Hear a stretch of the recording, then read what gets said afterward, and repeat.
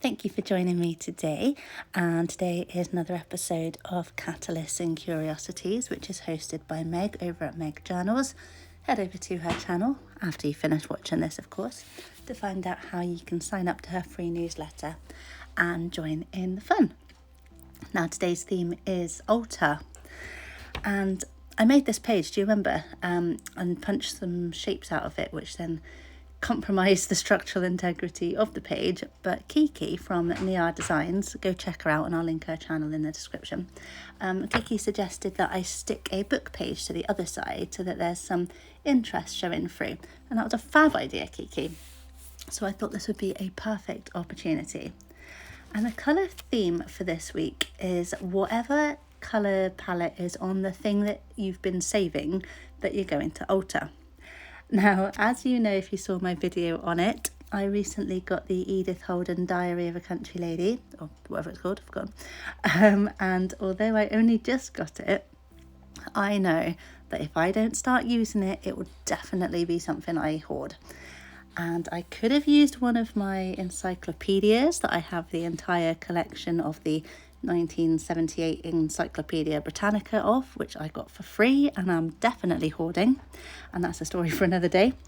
But I thought they probably don't have much in the way of colour on them, and the Edith Holden certainly does. So here we are. I am basically going to stop myself from saving this book by breaking into it. Now, the elements for this week are scrape, coffee dyed and postcard.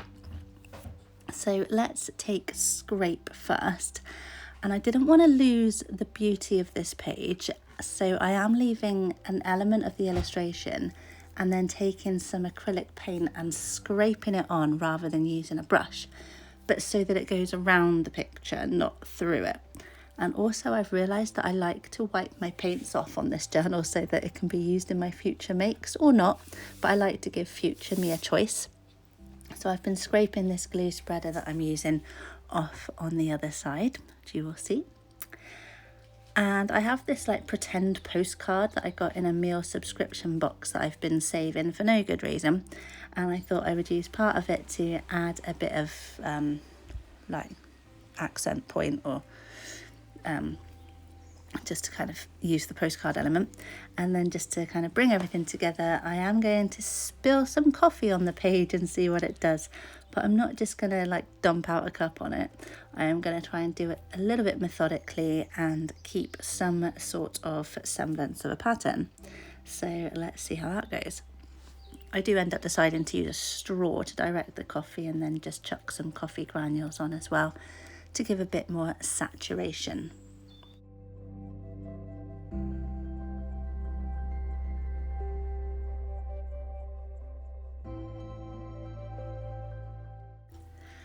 Now I am going to let you in on some behind the scenes secrets here. So what I love about this challenge is that when I get the email of the newsletter, I give it a first quick read and I don't think much of it. And I decide I'll let it stew in my head for a bit, just unconsciously. I then read it again a bit later and I start to think about the theme and what could be my main inspiration and what tools or mediums or items I could use. But again, I don't have a vision by this point. And then maybe later or the next day or in a few days, I reread it and the snippets and the elements and colours and theme all kind of swirl around in my head. And I see a vision of what I'm going to do. And then I just start writing in my notes app on my phone. And as I'm writing, ideas just almost bypass my brain and go straight just from my fingers onto the screen, and before I know it, I kind of have a bit of a virtual composition. I know what I'm going to use at least, and then I make the thing, and it usually changes as I'm making it, but I've given myself that kind of starting point at least. Or I'll just have a think about the theme and what it means to me and write about that first, and then that will inspire what I will make, like the words one. Last time I just thought about what words mean to me.